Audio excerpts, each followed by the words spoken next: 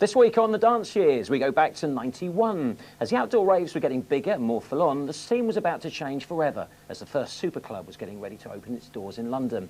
And I've lined up 10 classic dance anthems that will definitely bring back some memories of some twisted nights out.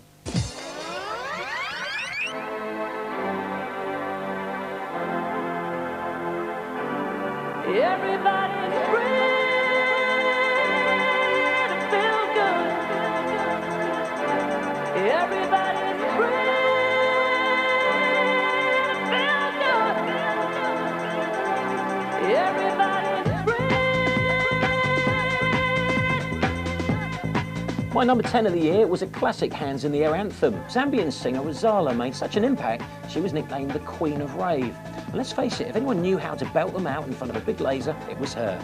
Here she is doing the business with Everybody's Free.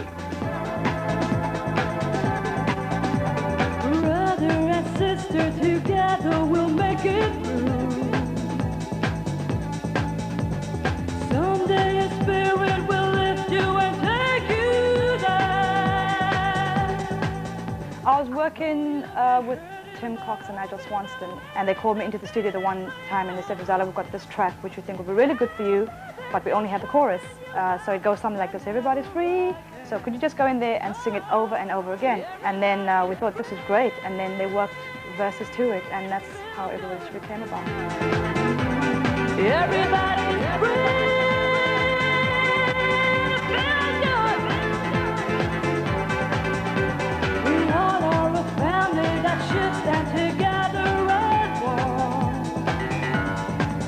This is like absolutely massive track down at Angels in Burnley, where I was like first resident at, and I actually loved the record so much. She came down to Angels one night and did a PA, and in my drunken stupor actually got on stage and like tried to grab the microphone and start singing, and I was like dancing on stage next to her.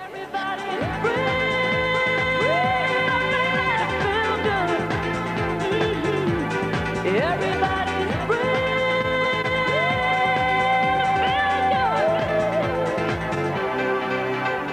I remember when I first started going out and promoting Everybody's Free, it was in Scotland, and I did 7 nightclubs in one night. In fact, it was meant to be 8 clubs, and by the time I got to the 8th club, it was about 3 or 4 in the morning.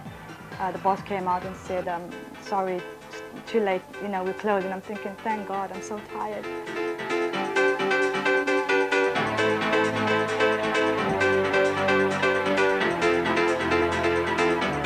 Everybody's free to feel good. Everybody's free to feel good. Everybody's Free for me has been absolutely fantastic. And on the other hand, it's also been a little frustrating because whenever I've released whatever track it might have been, people would say, oh, it's a great track, but it's not Everybody's Free. I'm thinking, I just want to move on. A new sound started to hit the clubs in '91. Taking the old American hip-hop technique of looping 70s breakbeats, the British speeded it up and added a new energy. It's what used to make me dance more than any other type of music. If I was in a dance hall listening to some pounding house, as soon as the breakbeat came on, the kind of funkiness, that's what lifted me. In the early 90s, you were kind of between the classic house, which all came out of Chicago, which was very sort of soulful and very soft and quite sort of true to its roots. And you had the really, really commercial dance acts like 2 Unlimited. The youth culture at the time, I think, they wanted something new, they wanted something to ID with themselves. It was just phenomenal. It was just a different kind of music, and it was sort of hard and fast, and you was just dancing all night. It was just brilliant. I thought it was going to come and go. Yeah. It's like speeded up vocals, that kind of thing. Right. I thought, this is not real music. It was just people abusing technology. You know, they were taking hip-hop breaks and just speeding them up to the point where it's like almost like, you know, taking a record that was on 33 and playing it at 45. The producers would hear this and they would make the record at the speed they heard it. So it would come on, slip it on the decks, play it +2. And so over a little while, it just got faster and faster and faster. We was noticing that the breakbeat stuff was, the crowd was going wild, you know what I mean? The Shut Up and Dance, that kind of stuff, Ragga Twins. The more funky the tunes, if it had a breakbeat in it, that was it. It was game over. I had to buy it. Our next tune was huge in the clubs in 1990, before finally charting in 91.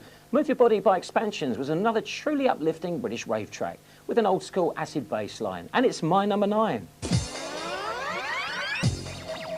One of the DJs pioneering this new British breakbeat sound was Fabio.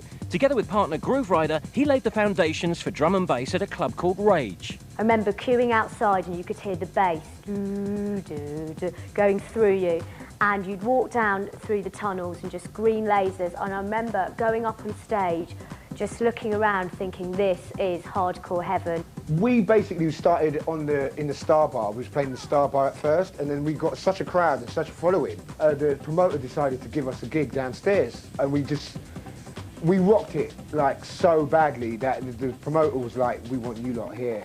Fabio, who is a drum and bass DJ now, was playing house. Dave Angel, who's more of a tech funk DJ, was playing sort of dark, moody acid house. Colin Favor was breaking into another kind of sound completely, slightly more harder, more European. So the DJs there at the time were definitely experimenting with music for themselves. It was something new, it was something fresh.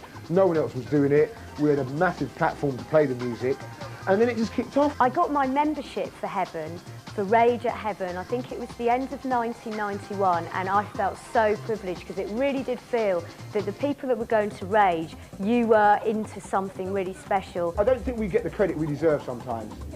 I think a lot of names are always kind of thrown into the picture, and we've gone through every single musical genre. And if you told me in 1988 that we'd be still around, I'd just gone, you're mad.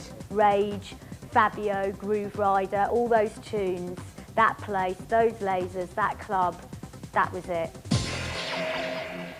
Now, here's a track that became a big chart hit, but was also credible enough to be played in the cooler clubs in 91. K-Class became firm favourites over the next couple of years for their unmistakable piano house sounds. Here they are with that record that really kicked it all off for them, Rhythm is a Mystery.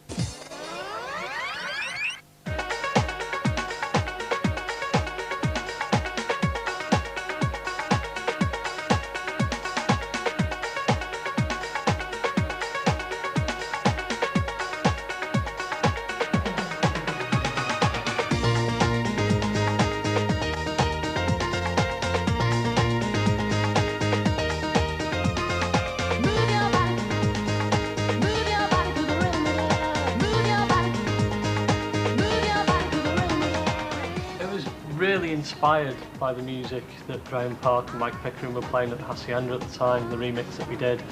All the Italian sort of piano house anthems were like really big in the sort of the summer of '89, and then moving into 1990 they were like real big news.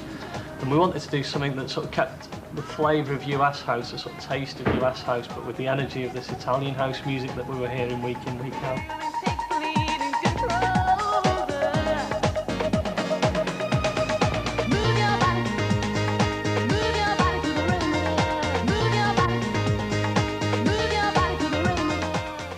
Piano break that really got me. There was a lot of really funky pianos. It was that kind of whole thing where the kind of like Italian sound created in '89 suddenly found breakbeat to go with it.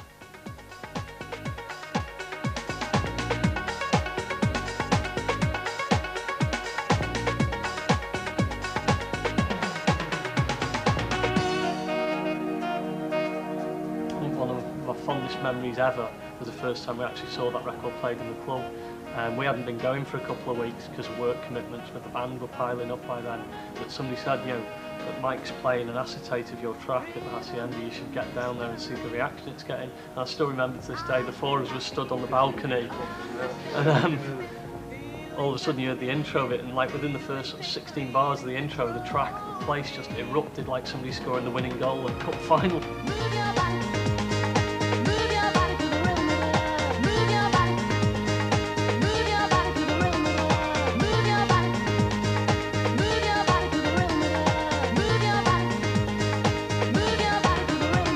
Rhythm is a Mystery is like probably one of my biggest tunes of all time.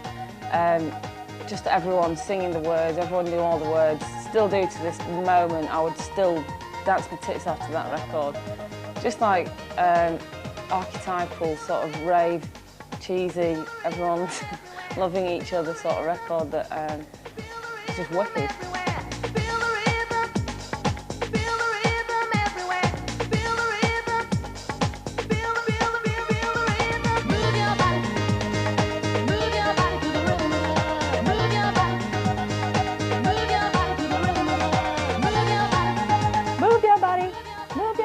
To the rhythm of love, I think that was it. That was great. That was really nice. That was really catchy tune. That's it for part one, but join me after the break when we'll see the birth of the first super club.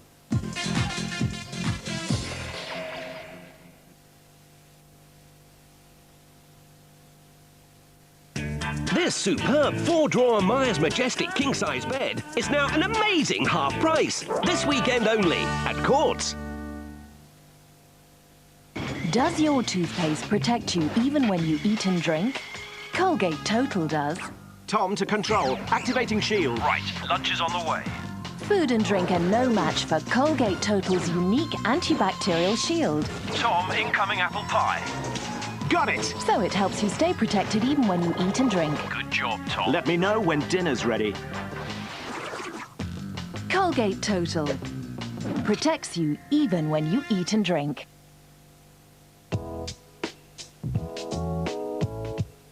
Oh, at least the taxman doesn't get his hands on my savings. Always wanted to see this. So I took a break from paying my pension. 1 million members lean on Royal Liver. And with no outside shareholders, no one leans on us for profits.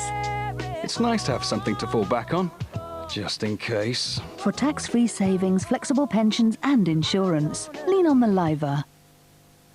Arrow, please, mate. What's that? I don't know. Just comes with it.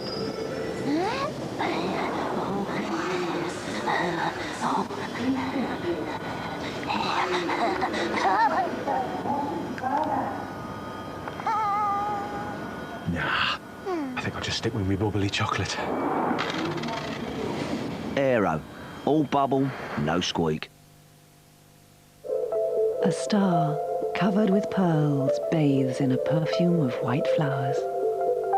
As these pearls become gently infused with fragrance, they're captured in Liquifresh Perfume Selection. New Liquifresh Perfume Selection from Ambipure. Burning. Acid heartburn. Gaviscon Advance. Gaviscon Advance, also available in new peppermint flavour.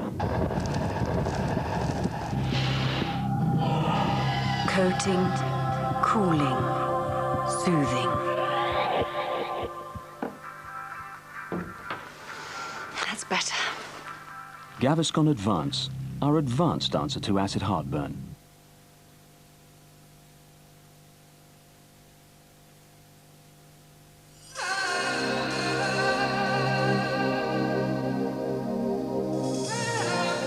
Health Advice for Travellers contains the E111 form. It entitles you to free or reduced healthcare costs in more European countries than ever before.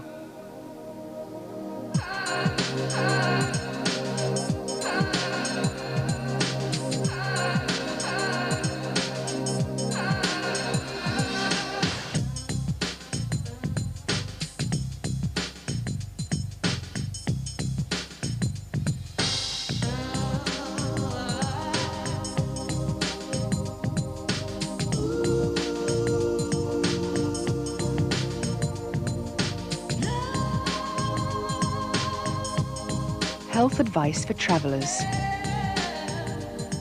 There when you need it.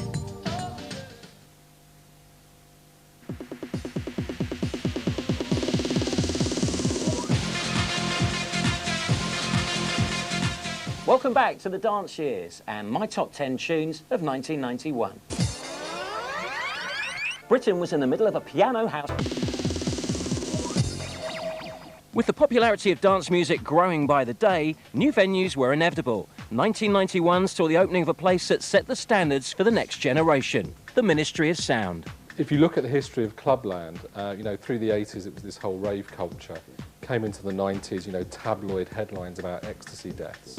Ministry came along, we had no black carpet with purple zigzags or chrome with big neon light structures on it.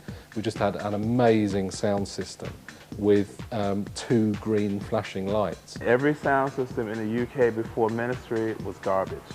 I don't care where you played, and I played at most of them. They were all garbage. So it forced them to realize that if they were going to be in business and they were going to do this, they had to spend some money. Each stack costs around about, at that time, I think about £25,000. And if you stand in the middle of the room, you can actually talk and have a normal conversation with somebody and hear yourself, but feel some very nice rumbling in your tummy as the bass is hitting you.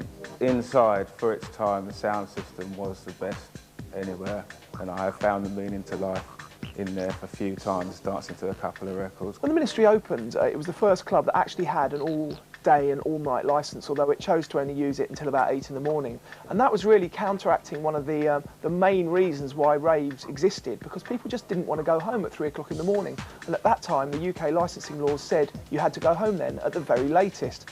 And it suddenly became the first member of the dance establishment. They were the first kind of club brand name. They managed to kind of really get their logo and their name across to, you know, a lot of people. And everyone came here simply because they loved the music, and in the UK that had never really been done before, and the Ministry of Sound was born. Now, if you were lucky enough to get into the Ministry in the early days, and it was quite a battle back then, here's a track you may well have heard, a great example of American house. And it's one of my favourites, Gypsy Woman by Crystal Waters.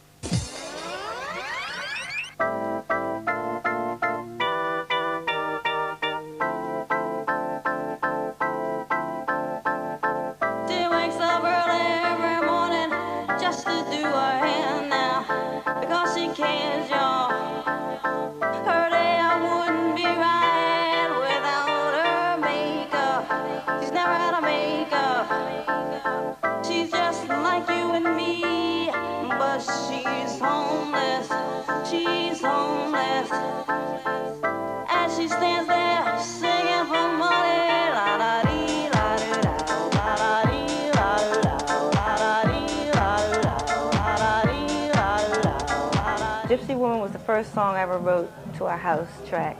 And it was about this woman I used to see on the corner begging for money. She would sing gospel music. And I used to think it was so horrible, this girl can get a job. Somebody did an article on her, and it just changed my whole perspective. And that's really what the song is about. You know, this was a woman that was trying to keep herself respectable with the makeup and everything, even though, you know, she was singing for money.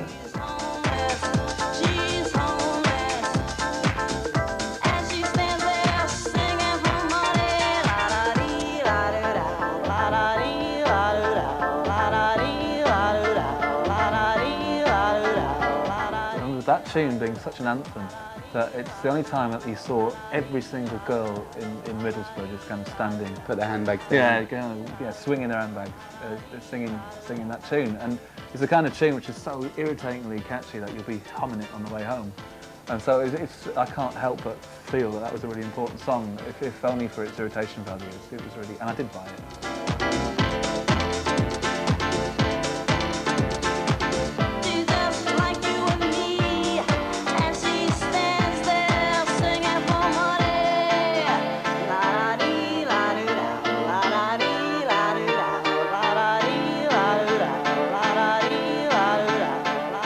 This song sitting at my kitchen table on a Saturday afternoon. I had the hook, the bass line is I just had that, and I couldn't find any words because the syllables are so short. So I said, all right, I'll leave the words alone, and I said, let me try the verses. Then I said, well, you know what? Maybe the person could be singing this la-da-dee-la-da-da. So that's how that came. I didn't have any words for it. That's why.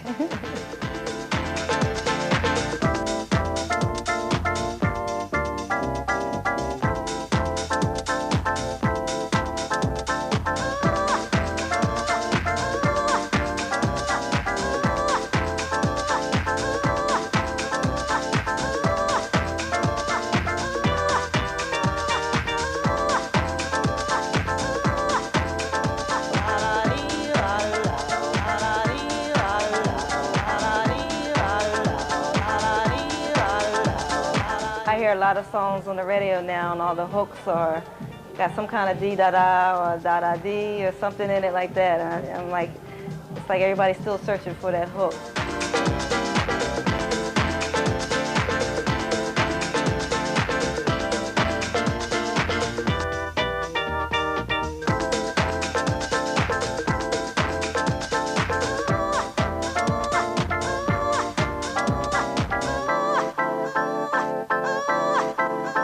was an amazing track because no one actually realised how out of tune she always was. I couldn't believe that. I was going to be She really got away with it.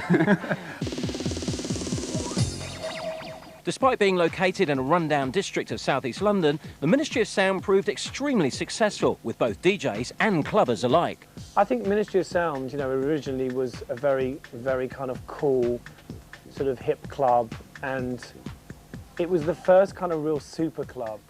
They opened the doors, and for the first time ever on a Saturday night, people walked into this room, and I put on De La Soul's It's a Saturday, which was mixed by Morales, and that was my first record. And it was an amazing experience. Obviously it's now a tourist attraction and a global brand, but then it was like, this is a big black space with a huge sound system, great lights, and a DJ booth to die for.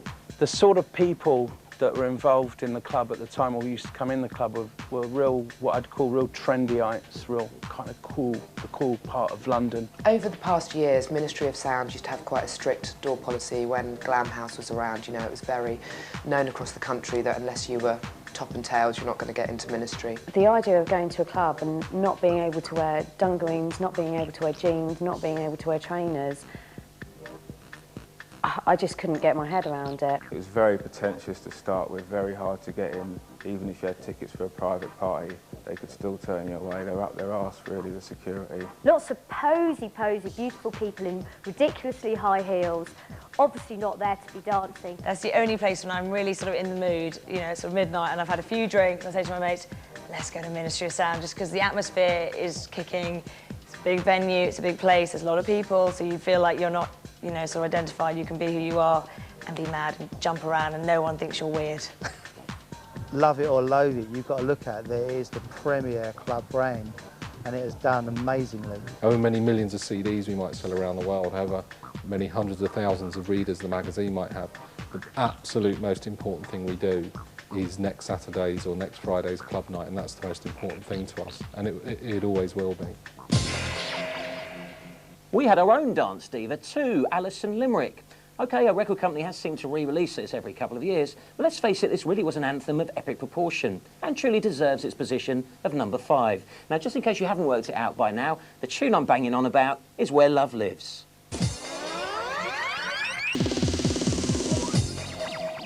Club flyers had been a part of the culture from day one, but as the scene developed, they were soon hailed as a new art form in their own right.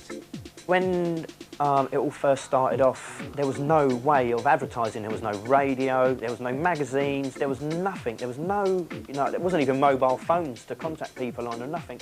So the only way of doing it was through flyers. But it is really key to the night. I mean, it can make or break a night, I think, the look of a flyer. A lot of the flyers nowadays are quite complicated. So you've got dress codes, you've got taxi services, coach services, ticket hotlines. Less is always best, you know, don't put loads and loads of sort of things on the flyer, because obviously the attention span of a clubber is very little at 6 in the morning sort of thing. So if you bombard it with loads of literature, it's just no go. So less is always best. You know, and a few years back you'd have just had like Paul Oakenfold, £5, Spectrum, nice picture. That said everything you need to know, and people find their own way there. I'm a bit fed up with girls on the front of flyers. It's a bit boring now. It's just had its day, and it's a bit of an easy sort of cop-out way of doing a flyer. It is starting to look like a complete cliche. You know, I have used them myself, but hopefully a bit with a slight more subtlety than some people like. I mean, without mentioning any names, so people like Fantasia, and you've got little leather zip-up bikinis and stuff. I don't really know who buys into that anymore. The importance of flyers was, it's in your hand, it's in your face, and all the information was there on that one flyer, so you knew what to do, you know, next week where you was going just from that one flyer. While most American dance music at the time was vocal, soulful house, a man who definitely knew his way around keyboards, synths and electronic music was Moby. He was, well, a little strange really, but the music he was making even back then was awesome. And he created this little beauty with a sample from the Twin Peaks theme, a real masterpiece, and I quite like the video too. This is Go.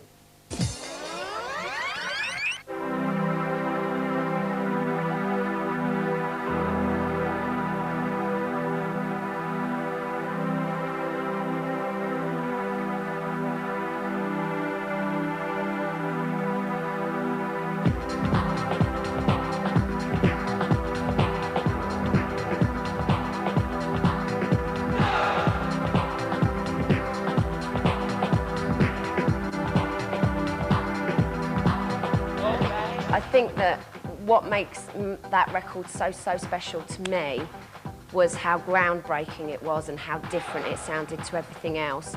And when you actually dropped it in a club, rave, which was what was happening at the time, it was almost like it was made for that kind of vibe and atmosphere and those kind of people.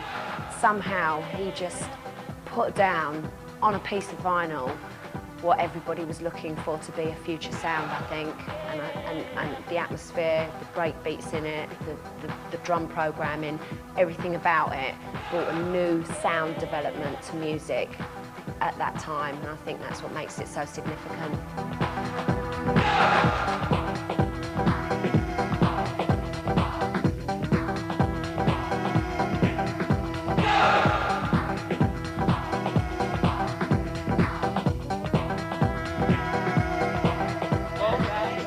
The strings, isn't it? I mean, everything about it, the strings, the bass line, everything about it. I mean, that beautiful haunting melody, and it's the production on it, for considering I think it's probably from '91, was it?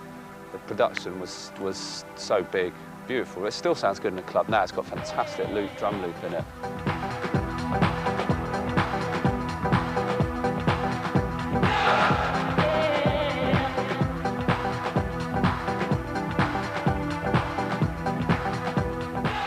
Of course, it was the Twin Peak chords, and it was the Twin Peaks sort of era then. Everyone was going mad about Twin Peaks, and so I heard that, and it was really funky, you know. Another track that I'll never forget, and I've also, you know, I still always play that. Yeah, what else can you say? Moby Go, fantastic.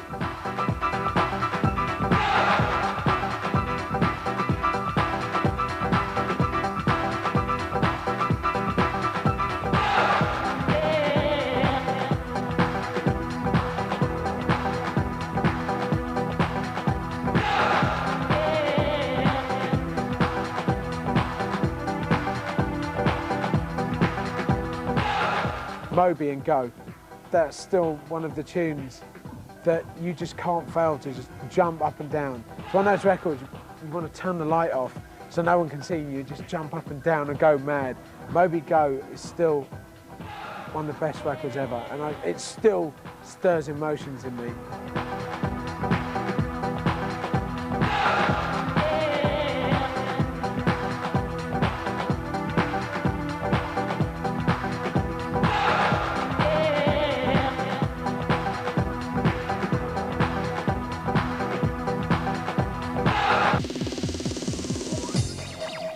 We're going for a short break now, but afterwards you'll find out my #1 tune of '91.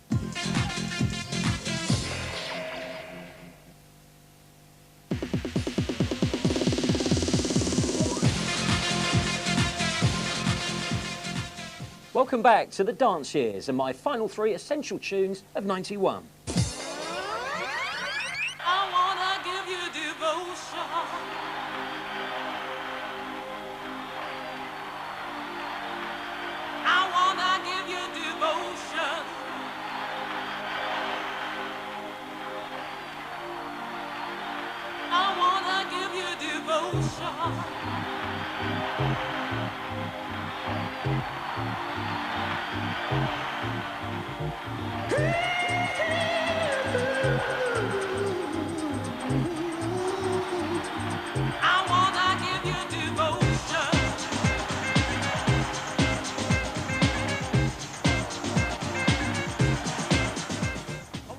I remember going to a rave somewhere, I cannot remember where, and they did this live on stage, and just sort of 50,000 people, and the geezer, I wanna give you devotion, and the place just went nuts, you know. To this day, I will never forget that. It was just amazing.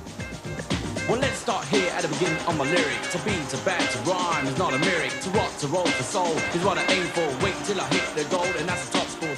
It was a great hook.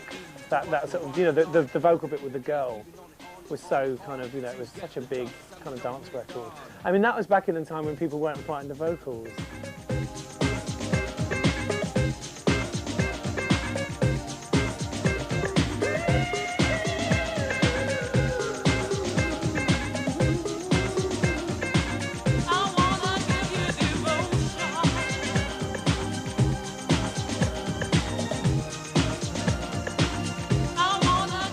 remember before it was a hit, actually, I was listening to the Pete Tong show, which is going back then, it was always the barometer of what was hot and what was not, it still is. And I can remember tune of the week, and on it came Devotion. He said, and Nomad will be appearing at the Brixton Academy on Saturday. Like, hello? It was Nomad.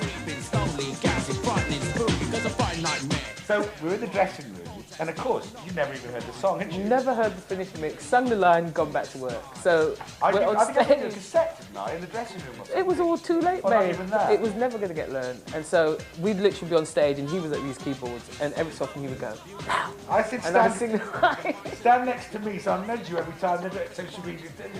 I want to It stood very close to that performance. But it went well. We got away with it. And we got better. We just take it down and take it down and take it down, Mikey. Take it down and take it down and take it down, Mikey. Take it down and take it down and take it down, Mikey. Take it down and take it down and take it down, Mikey. M-I-K double D.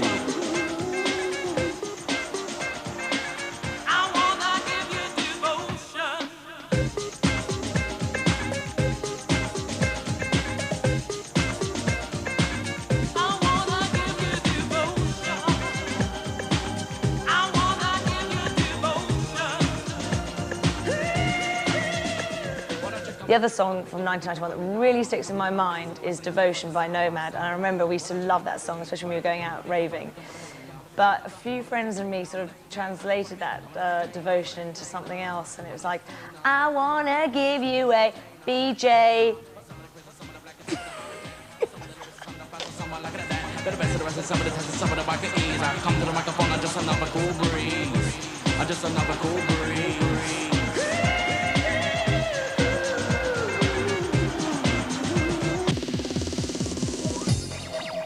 As tunes went from the dance floor to the top 10, a backlash was provoked amongst the club crowd. Had dance sold out? 1991, to me, was the dawn of a lot more chartable, cheesier dance music. The club scene's grown and grown and it's become more acceptable, which has been a great thing because I think people are more up for expressing themselves now. If there's a big club track, you can't stop it. It's like they're big records. They're almost bigger than pop records because pop records are manufactured. It's not underground anymore. I mean, it's a business. It's a huge multi-million-dollar empire. It seems that, you know, any dance band's credentials are judged by how many top tens they've had. I defy anybody to sit there and say, I wouldn't like to have a #1 record. Exactly. Anybody Doesn't make any on sense. the planet. If you can produce a track which young people and old people, white people, black people, Asian, and every race and colour and creed can relate to, then that is good commerce. You can get consumed by that machine, which is very easy. That's when you become pop music. But what, go and stand over here, hold these wee toes and just smile. Whoa, great, you know. That's the line you have to be careful of, like how much money do you want? How commercial do you want to go? And I want to sell records, I want to be respected, but never to the point of bastardising myself. A lot of the dance music that kind of makes it onto radio is, for me, the worst type of dance music. You know, the worst type of trance records, the worst type of house records. They're the things that seem to work, and I think that is what's kind of destroying dance music. It's completely the opposite to how things begun, you know, back in the early days when it was just, you know, a set of decks, a field and a sound system. Though they'd go on to become one of the most popular dance acts of all time, the Prodigy's first appearance in the charts was on the back of a novelty rave track called Charlie, sampled from an old public information film starring an animated cat. And clubbers everywhere were desperate to get their hands on Charlie.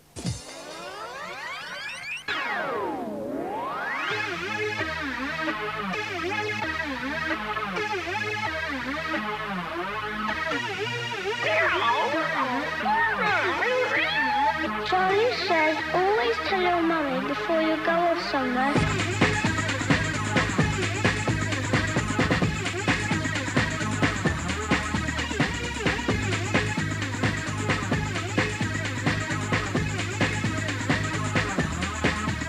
I thought it was really interesting how there was a huge furore about the Prodigy, you know, Has Charlie Killed Rave, as in their record.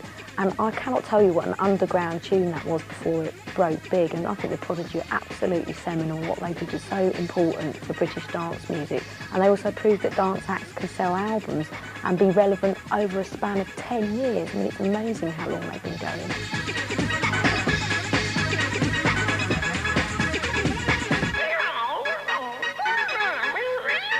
Charlie says always tell your mummy before you go somewhere. Prodigy were always a live band. They did an amazing live show back in 1991. They was at Rave. They came down and tore the place to pieces. And you know, and again, you could always tell that they was always going to do really well and go far.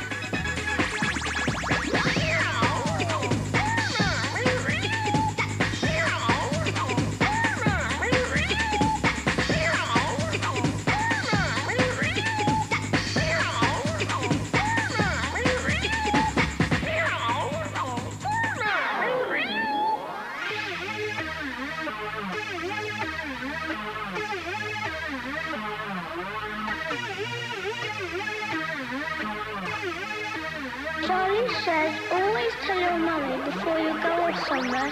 That was just the rave tune. I remember this pumpy, you know, early break beats and this, and it was just rave music. It was great.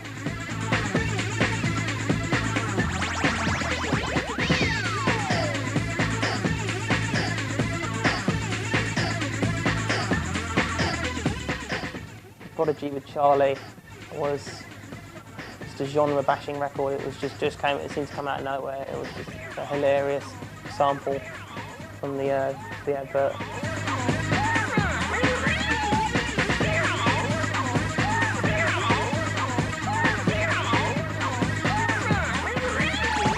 I particularly remember hearing Charlie for the first time. Literally, everyone in the club just turned around to each other and were like, what the hell is this tune? What the hell is this tune? The atmosphere of the place went huge, and a couple of months later, you just couldn't move for hearing Charlie. So the effect that had immediately was immense.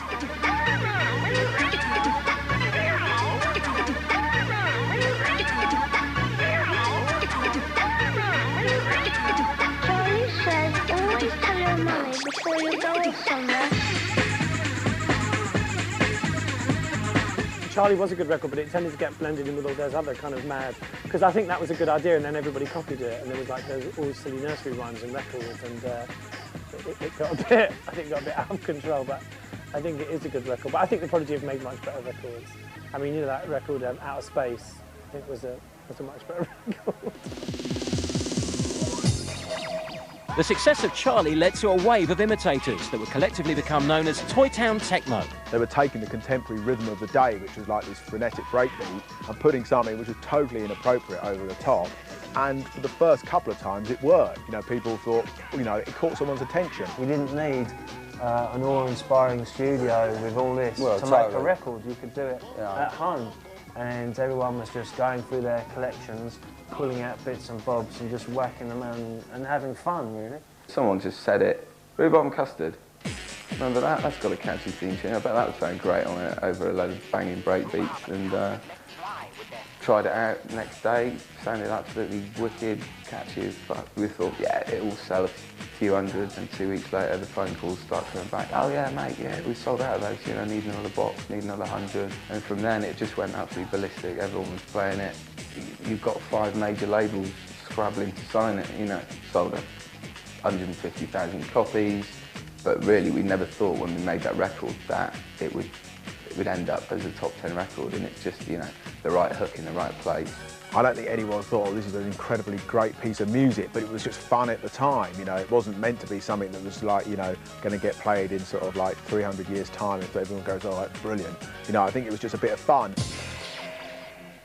My #1 record for '91 was not the year's biggest dance hit in terms of a chart position, but it was a huge hit in the clubs. You Got the Love by the Source took a vocal from 70s disco star Candy Staton and then dropped it on top of Frankie Knuckles' Your Love. The results, pure heaven.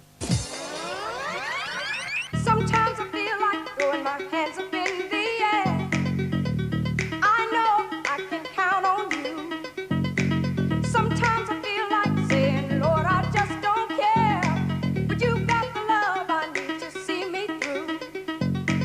Sometimes it seems the going is just Candy Statin and the Sauce, definitely one of my all-time favourite tunes. It was a big turnaround point for me. I was at college at the time. I'd been going out raving a lot of the weekends, and I remember being in my history exam and the words going around in my head. Sometimes I feel like throwing my hands up in the air. Sometimes I feel like saying, Lord, I just don't care. And I remember just feeling that music had become a much stronger passion than actually wanting to go and study law. So things started to change for me then. Sometimes I feel like throwing my hands up in the air. I know I can count on you. Sometimes I feel like saying, Lord, I just don't care. But you've got the love I need to see me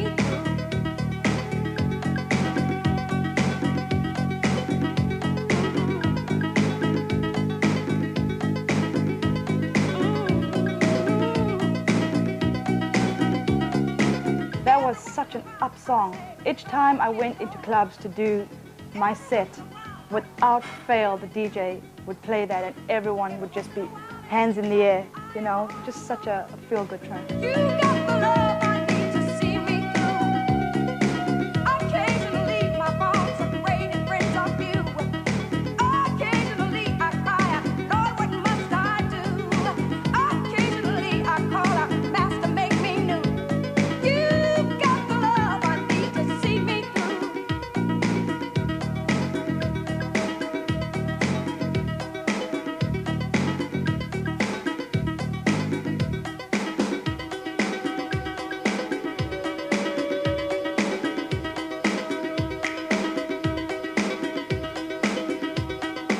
Candy Statin, The Sauce. I never really liked that record. I hated it, I'm sorry. But to be quite honest, I hated it. It did my head in. And it probably did my head in because it was playlisted heavily on Kiss FM at the time. And we would have to play it in the morning, in the noon, in the night. And I was sick of it.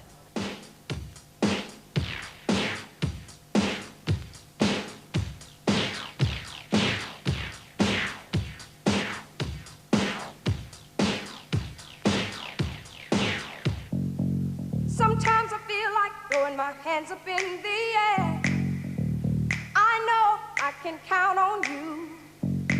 Sometimes I feel like saying, Lord, I just don't care.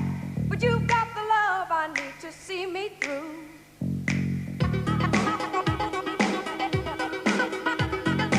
Well, that's it for 91, but join me next time when I'll be counting down my favourite tunes of 92.